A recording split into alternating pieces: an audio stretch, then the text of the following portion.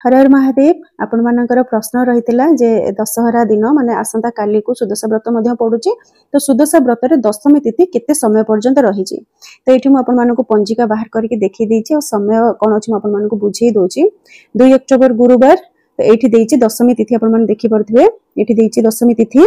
दशमी तिथि रही राति 7:17 पर्यंत मुझे नवमी तिथि देखी दूसरी नवमी तिथि केतबेले सरुची और दशमी केतबेले आरंभ होची तो ये रहा अक्टोबर 1 बुधवार माने आज दिन तो ये रही नवमी तिथि आज राति 7:07 पर्यंत नवमी तिथि रही 7:08 ठारू दशमी तिथि आरंभ हो माने आमर 2 अक्टोबर को दशमी तिथि सूर्य उदय ठारू अस्त पर्यंत शुभ बेला बा अमृत बेला लेखाई प्रातः दिवा